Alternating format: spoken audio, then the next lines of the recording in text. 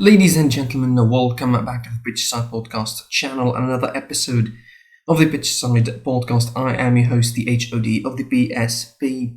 Like, share as usual, comment on this video, of course, subscribe to the channel. Most importantly, if you're new, enable notifications to receive all the updates of these episodes and other content on this channel. Site PSP, find me there on Twitter, Pitch Side Pod on Instagram, and listen to the podcast on Spotify, Google Podcasts, or any other platform.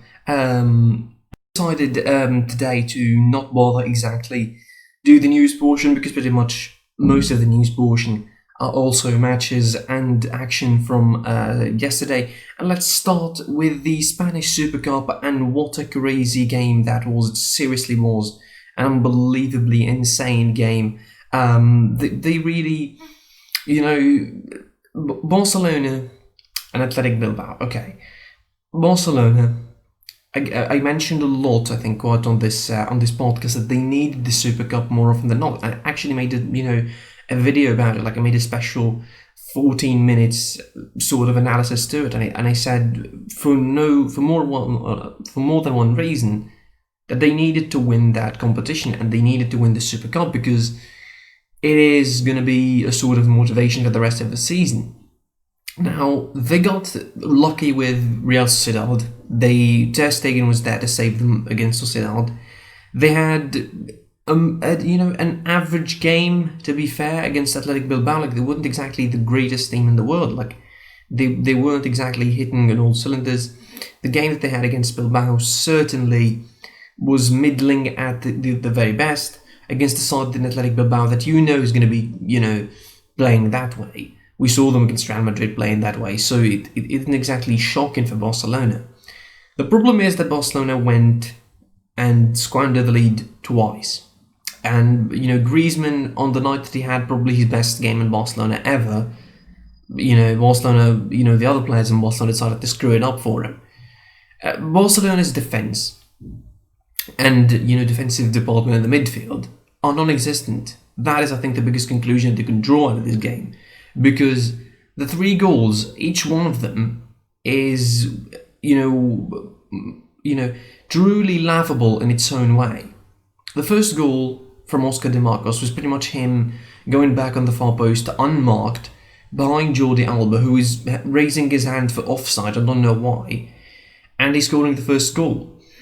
Just 2 minutes after Barcelona took the lead, a lead that they deserved mildly for their performance in that first half so far. Then Griezmann scored the second goal in the second half, late in the game, 77 minutes. What is going to be going wrong, really? 90 minutes, nothing really special. What could potentially go wrong? A useless foul on the edge of the box. And Barcelona could not defend the set pieces for their lives. They concede a second goal, and they take the game to extra time. And then, of course, all the craziness happens with Messi being sent off for the first time in his Barcelona career. I mean, this is an event in itself. The fact that Messi has been sent off, it's an event in itself, regardless of Bilbao winning. But of course, we're not here to crap on the parade of Atletico Bilbao winning. We need to talk about them winning because they deserved it over the 2 matches, beating Real Madrid and Barcelona. Marcelinho, I mean, doing absolutely well in this Super Cup, beating the 2 giants in Spain, and also having 2 masterclass of tactic games against them, and he got away with what he needed. And he certainly people would focus on the Messi red card more, and its fallout, and people were questioning, people questioning Messi's mentality after that, because he could be facing, a ban of 4 games at least after being sent off. I mean, seriously, it was a weird red card, and his arm was swinging at Villa Libre. I don't know, he was entered some punching battle with him or something like that, but it was unnecessary from Messi. Overall, Barcelona, another disappointment for them, another setback in a season where they don't need those kind of big disappointments, really. Here's another one. I think the only winner of this is the fact that Zinedine Zidane. I think the only winner of this is Zinedine Zidane somehow, because if Barcelona managed to beat Bilbao, and to win that trophy. And if Villalobos didn't score in the 90th minute, probably Zidane would be, I don't know, maybe, I mean, I'm not sacked, but they would be under a lot of questioning. I mean, people would be like, how Barcelona, a worse team than you this season, managed to defeat Bilbao and you didn't? That would be the question. And everyone will be asking that question because, you know, you don't expect Barcelona to be anywhere near great this season. And obviously, the last game and this final against Athletic Bilbao, if anything, it's testament or a detriment of how bad Barcelona are. So you don't expect anything from them this season. People should temper their expectation from Barcelona. We said it, I think, a lot, that people should calm down when it comes to Barcelona, really. You don't expect a rejuvenation straight off after one bad, you know, it wasn't exactly one bad season, but it was one catastrophic season last year. So it definitely, I think a change is needed in Barcelona. A lot of work to be dealt with, you know, reinforcements needed, but certainly the whole situation with the finances, the elections not happening in January as projected. It will be happening in mid-March, mid-April, according to the local governments in the Catalan region. And Barcelona now, with another disappointment, they just can't be bothered, really. It looks like that. It looks like they can't be bothered, you know, for a change or for an improvement. Ronald Koeman certainly reverted to his weird ways in this game, starting with Mingueza as a right back. Weird enough, but also having Busquets on the field for 97 minutes. For the entirety of the 90 minutes plus 7 minutes of extra time is weird. Like, keeping him on past 60 minutes is dangerous. How, let alone be keeping him at 90 minutes and giving him 7 minutes into extra time. That is exhausting against a midfield like Athletic Bilbao, who we said against Real Madrid, really hard working. And they don't lose shape. It was a recipe for disaster, and I think Barcelona get what they deserve. And, you know, let's see what's going to happen in the rest of the season. They have a crucial game against PSG in the Champions League. That looks good now.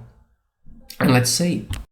Let's turn our attention now to the theme, probably, of this episode, which is the struggle of the league champions. And we're starting from the worst to the best, from the worst struggle to the best struggle, if there is a best struggle. We're starting from Italy, of course, and we're starting from the Serie A as Juventus crumbled against Inter 2-0, of course, in a game that, again, mentioned in the review, it was a game of extremes, really. A game of a team that could do everything against a team that could do nothing. But before that, let's remind people of what happened yesterday in Serie A, actually.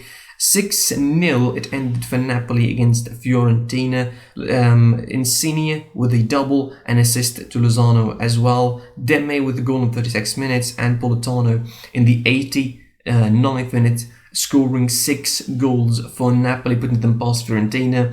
I mean, if you look at it from a weird sort of dimension kind of logic, Napoli beat Fiorentina 6-0. The same Fiorentina that managed to defeat Juve 3-0 at Turin, and the same Juve that lost to Inter 2-0, the same Inter that lost to Sampdoria 2-1, and that lost to Milan in the derby. I mean, this is a weird season in Serie A anyway. Sassuolo drawn level against Parma, Juricic saving a point for Sassuolo later on after Kučka opened the scoring in the 37th minute. Crotone managed to smash Benevento 4 goals to 1, of course. Benevento finishing the game since the 66th minute without Sao, who was sent off. Atalanta drawing goalless against Genoa, which is a surprising result for a lot of reasons. A surprising result that Atalanta kept a clean sheet, and a surprising result that Atalanta didn't score. I mean, it's the extremes, it's positive and negative there. And then, of course, it was Inter defeating Juventus 2-0. And again, I said it in the review, I'll say it here again, I admit it, I got it absolutely wrong with Conte and Pirlo. And I favoured Pirlo for just one reason. I thought that Conte is going to be too stubborn. But again, I forget that this is Conte's natural habitat. That is Conte's perfect game. Just sitting there, giving the club against him a possession, and letting them do with the possession whatever they want, because they will not do anything with it. That was Juventus. That was Juventus' momentum in this game. This was all Juventus got. Possession, Ronaldo and Morata were isolated. There was no creativity, there was no depth, there was no width. So this was the game, this was the dogfight that Inter wanted. And Juventus, by the end of the game, entered that dogfight, aggressive, all tackles kind of game that Conte wanted since the start. And, again, like, this game does not deserve, or does not, necessitate someone like Eriksen. This needs someone like Arturo Vidal, unfortunately. I mean, although I personally love Christian Eriksen and love to have seen him play because he didn't make it from the bench in this game, I would have loved, to see him play even 5 or 10 minutes to see what he can does against Juventus. But certainly, this was a game that didn't require and didn't need in any shape or form someone like Eriksen. This game is not designed for him. That's it. I mean, Juventus had the more possession, so you don't exactly need someone who would, just distribute the ball and when you are in control, because you're not going to be in control. That's the game. You're not going to be in control. And of course, even when he substituted Vidal later on, he substituted him for Gagliardini. So that's the expected sort of ranking at Juventus. And Juventus, again, with the absence of Dybala, McKennie not starting, I don't think that helped really, considering that Rabiot and Bentancur are quite, I don't know, I want to say, quite soft. Not from the perspective that they're not physical, but they give away the ball, I think, too easily sometimes. They lost the ball quite a lot in the midfield. Vidal had the perfect game against them, and obviously not being sent off is a plus, because anytime Vidal is not sent off is an absolute plus, because that guy is crazy and you cannot guarantee him on the pitch. So this is exactly the problem. This is exactly, I think, Juventus' problem. This is where Pirlo inexperience has shown, and if anything, he still needs a little bit more than just beating a depleted AC Milan squad to say that, okay, we're back and we're in form. And yes, you defeated Sassuolo, but how hard was that? You left it really late to defeat Sassuolo. How hard was that to beat Genoa in the cup? And now, I think, in a game where everything was closed down and everything was locked by Inter, that's what happens. Juventus lost. They didn't have any width or depth, and they couldn't score if they wanted, really. I mean, obviously they wanted to score, but certainly the spaces in their midfield and the spaces in their defense between Bonucci and Chiellini, somehow they were playing with 4 in the back, but somehow there was a wide space behind Chiellini and Bonucci for the entire game, basically.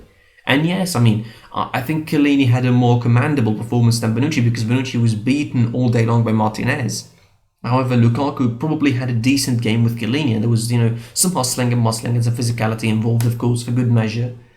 But, the second goal, in my opinion, probably translates what is all wrong with Juventus. Seriously, just watch the goal. I mean, the space that Barella found himself running into for that goal. And before that, let's talk about the pass from Bastoni again. I'm going to shower him with praises. That pass was incredible. I know maybe he didn't want it, maybe he didn't mean it, but I give him the benefit of the doubt, just like the goal for Tanguy Ndombele in the Premier League. Going to be talking about that as well.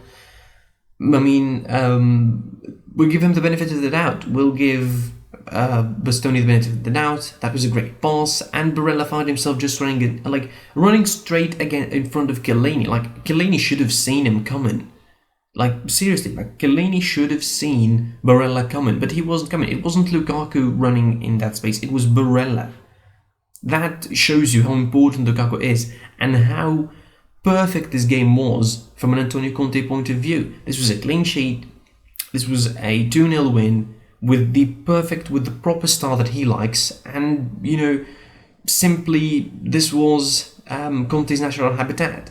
Now, what this game means, of course, for Juventus now, with the game against Napoli coming in the Super Cup on Wednesday, also still the game in hand against Napoli in the league, a couple of weeks later.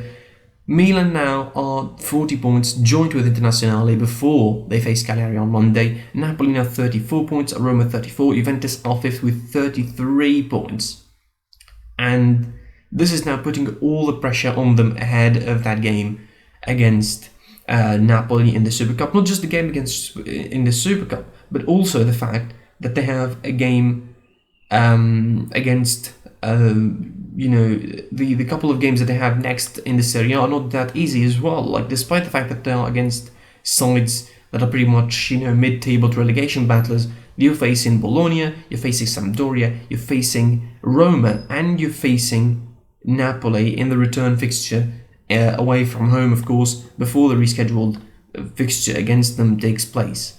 So that's before returning to the Champions League. So this is going to be somewhat of a disappointment for Juve, and I know that Pirlo cannot be really blamed because he didn't lose a lot. To be fair, he still can go back to the title race, but it is getting further and further from his reach day by day. That is it.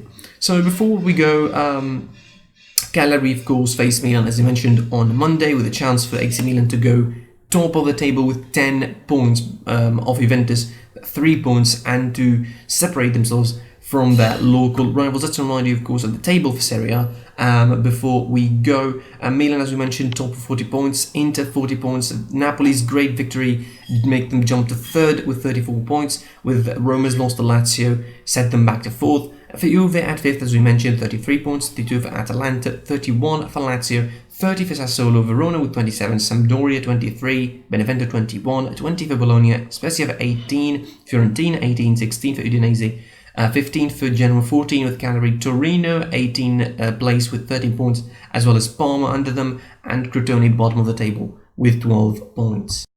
From a struggling champions to other struggling champions, moving on to the Premier League now, and of course all the focus was on the crucial and huge game between Liverpool and Manchester United, but not before some other action taking place in the Premier League as well. Tottenham managed a 3-1 win against Sheffield United, settling the deal pretty much since the first half. A 2-0 lead at halftime thanks to Serge Aurier and Harry Kane. McGoldrick managed to make it to 1, the half in the deficit for Sheffield, and 59th minute before Ndombele scores a beauty. I don't want to exactly be I don't want to be disappointing here, but it looks unintentional. It looks like it looks pretty haphazard or pretty lucky from him. But again, I think most people give him the benefit of the doubt. It was a game that, surprisingly, Tottenham were more in possession, were dominant in, and they won, which is a surprise considering how Mourinho sometimes decides to sit his side and decides to, just defend against anyone, pretty much. But, of course, again, this was different. This was against Sheffield United, a side at the very bottom of the table, the very, very bottom of the table. You don't really want to lose ground against them and let them dominate the game in any way, shape or form, even knowing that you can defend well. And that is what they did. Kane scoring, of course, increasing his tally for the season to 12 goals. It is, Son with another assist. The combination, working really, really fine, and they're still providing and they're still scoring for the club. Certainly an injury for one of them or two of them will be, deadly for Mourinho at this point to finish top 4 and his chances to finishing top 4. Moving now to the Liverpool-Man United game. Before that, I actually want to jump forward to the Man City Crystal Palace game. I talk about it a bit before reverting to Liverpool United. So Man City defeated Crystal Palace 4-0 in a convincing victory. It can't get any more convincing than that. 4-0. A brace for Stones. A brilliant goal from Gundogan, and Sterling with a beautiful free kick to score the 4th goal. This was everything City wanted from the game and then some. This was, City at their slick best, having 73% of possession, having 17 shots, 10 of them on target, scoring 4 goals, and still keeping a clean sheet on top of that. This is City that would compete for the title and would probably snatch it from Liverpool and Man United if they're not focused and if they're not at their day. Now, this is a game where I have to praise Guardiola. This is a game where, scoring a goal past Crystal Palace is hard. I mean, yes, Liverpool scored 7, but that was an anomaly, I think, even for Liverpool themselves, as we're going to be getting to a bit later. I mean, City scored 4 past Crystal Palace, and this is a team that plays very, very compact. But this team started, of course, without, Wilfried Zaha, who was injured, so it wasn't exactly a great game for Crystal Palace to start with. They didn't have their motor, they didn't have the player that probably provides them with the most creativity, the most movement, the most directness. So certainly that was a hindering factor. The return of Jesus, to Man City, maybe they were better without a striker. Who knows? Scoring 4 is great, but still, that's a brace from your centre half in Stones, a goal from a centre midfielder in Gundogan, and the 4th goal was from Sterling, who's someone that, he can score, although he's not a striker. So I think Man City need to have a striker. There's a whole lot of players that are linked to, of course. Obviously, they're looking for Erling Haaland, if reports to be believed. But, that's the case. That's the case with Man City now. Scoring and getting clean sheets and getting 3 points. These 3 points now, by the way, if you don't realise how important these 3 points is, now Man City are second in the table. Believe it or not, Man City now are second in the table, 35 points behind United with 2 points of difference. Behind them, Leicester City, and they still have 2 games in hand. They still have 2 games in hand to play, including a game that's going to be against Villa on Tuesday, of course. So this is going to be incredible for them. That is just going to be amazing. If they manage to win that game against Aston Villa, they will be top of the table, potentially top of the table if United lose, which is really unexpected at this point. Speaking of Man United not losing, they almost won really against Liverpool late on, but it was a bad draw. This was, I mentioned it in the review, do not overhype football. Just do not overhype football. Just temper expectation. Just learn to temper expectation when you're watching football matches. I previewed this game extensively, and shout out, by the way, to Morgan Murphy from the Reds Daily channel, and we previewed that game extensively, and we almost talked about everything that we could see in this game. The defense, the midfield of United, the way could Pogba move, how this could affect this game. But we forgot something. This is Ole Gunnar Solskjaer. He would still cave in and give Liverpool most of the possession and most of the game. And that is exactly what he did for about 65 to 70 minutes before getting Cavani in. So, for 60 minutes, Cavani went in the 61st minute. For 60 minutes, United pretty much were not there. Spaces were existing in the midfield, and the spaces were there in the defence. It was the usual drill for United. The usual errors were there, but the problem is Liverpool's finishing was not on point. Mane, Salah and Firmino had the worst day possible. Some of the decision making in some situations was really horrible, considering that we're talking about Firmino and Mane and Salah, 3 of the best players in the world. There's a situation I think that probably sums that up, in my opinion. I think in the first half, in around 17 to 18 minutes, there was a situation for Robertson where he was, I think, free on the left-hand side, and Firmino had the ball and didn't see him, didn't want to see him, didn't want to pass to him, but he didn't, and that sums up the game. Liverpool had the worst decision making in the world.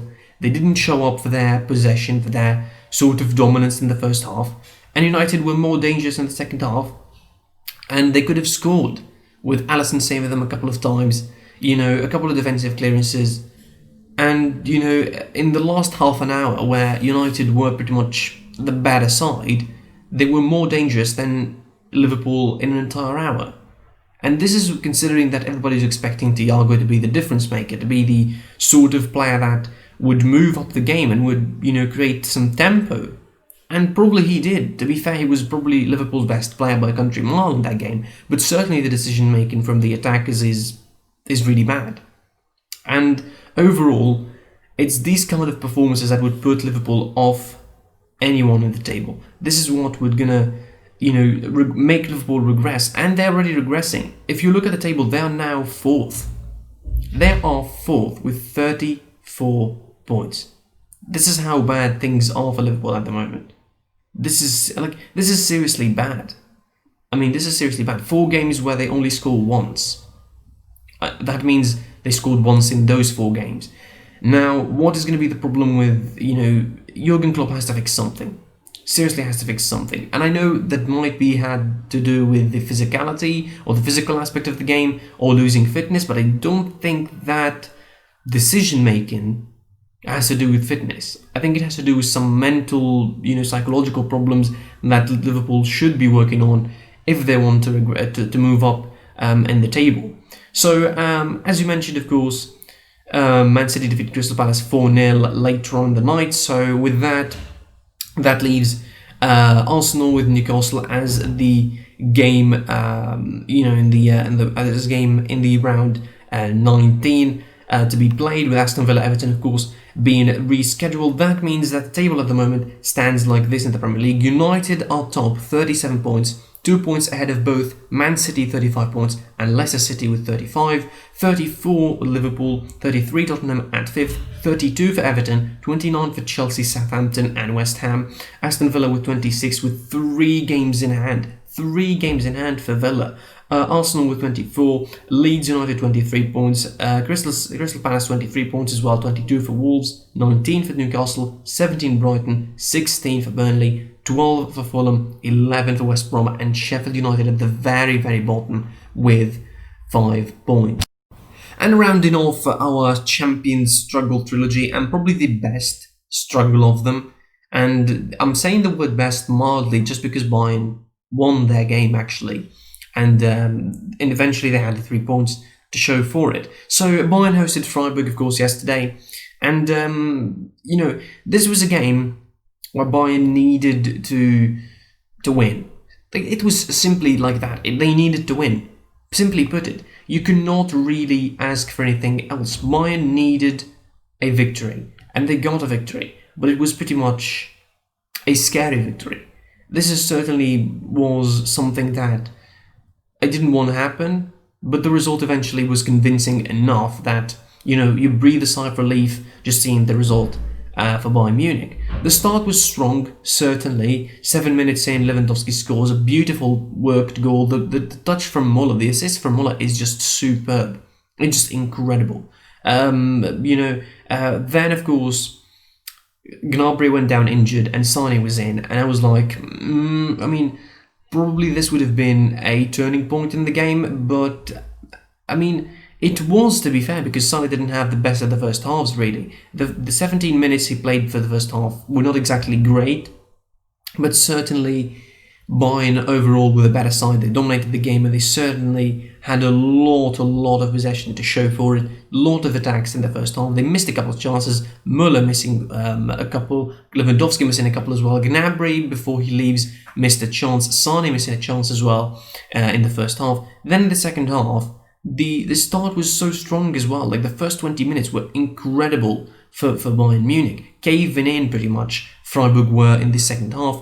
But, Bayern scoring in the first half on their own domination. It was Freiburg scoring in the second half on Bayern's domination. The first chance they get out of the get-go in the second half, the first chance they get, a substitute in Peterson, like from the bench and straight into the score sheet, scores the equaliser. Bad mistake on the marking on the set piece. And, I'm happy for that, because for a change it's not the high line getting caught, because it didn't get caught really throughout the game. I'm happy with that for a change. I mean, at least, do another mistake, just vary the mistakes. But certainly a mistake is still a mistake and should be fixed and should be worked upon. That was 1-1 for Freiburg, and it was nervous. For the next 15 minutes before the goal of Bayern, it was so nervous. You could cut the tension with a knife pretty much. Müller scored the second goal, of course. Who else could save Bayern in certain situations with him and Lewandowski? Sane improved a lot in the second half, giving him the assist. I was almost scared that the goal would be chalked off, because he was slightly in front of the ball, but certainly not objecting the view of the goalkeeper. It was 2-1 for Bayern, and from there it was, seeing the game off, but it was a lot nervous in the last couple of minutes, of course. With Grifo, I think, missing a shot on the crossbar, really, just about 90 minutes into the game. That was almost 2-2, and that would have been really, really embarrassing if Bayern lost the points there, lost a point or two. But the important thing is they won. The important thing is they keep the lead now, 4 points at the top of the table at the Bundesliga now, ahead of Leipzig, Bayer Leverkusen, and Borussia Dortmund. Now it is, this is what's important. This is what's important, really. I cannot find the words because the game was too nervous, but certainly the Bayern needed to win, and they got the win. They certainly showed up for it, and they had a better performance, less defensive mistakes, in my opinion. I want to be honest, less defensive mistakes. Aside from the goal, I think the defensive game was really good, but there's still a room for improvements on set-piece defending, because, against other sides that rely on that, you cannot really let, anything to chance. Elsewhere in the Bundesliga, of course, and the round 16 was finished by Eintracht Frankfurt beating Schalke 3-1. It was, service as usual for Schalke. And after the highs of finally breaking the record of not winning, they returned back to losing ways against Eintracht Frankfurt. And guess what? Luka Jovic returning from his loan from Real Madrid, scoring twice in the space of 18 minutes. The guy was introduced on the pitch at 62 minutes and scores twice in the rest of the game. I mean, Real Madrid, they should be crying. They should be, sort of regretting getting him on loan when they needed a replacement striker, because obviously Mariano Diaz is not going to be working for them. Anyway, let's look at the table, of course, of the Bundesliga after the finish of the round 16 in the Bundesliga. Bayern 36 points. 4 points ahead of Leipzig at 32, 29 for Leverkusen, Dortmund third, Union Berlin with 28 points at 5th, 26 for both Wolfsburg and Frankfurt, 25 for Mönchengladbach, 23 for Freiburg at 9th, 22 for Stuttgart at 10th, 19 for Augsburg at 11th, 18 for Bremen at 12th, 17 for Hertha Berlin at 13, 16 points for Hoffenheim at 14th, Arminia Bielefeld 15 at 14 points, Cologne 12 points, Mainz 7 points, and Schalke as well 7 points in the table. That was that from me, the HOD of the PSP. Like, share, and subscribe, of course, most importantly, to the channel if you're new. Enable notifications to receive all the updates from this podcast and other content on this channel. Site PSP, find me there on Twitter, page SitePod, and Instagram as well. Spotify, Google Podcasts, or any other platform to listen to this. And make sure you give us a go, give us a listen, really. And again, the most important thing, subscribe to the channel, enable notifications, and help us grow even more. Thank you for watching / listening. I was your boy, the HOD of the PSP, and until next time, I'll see you soon. Goodbye.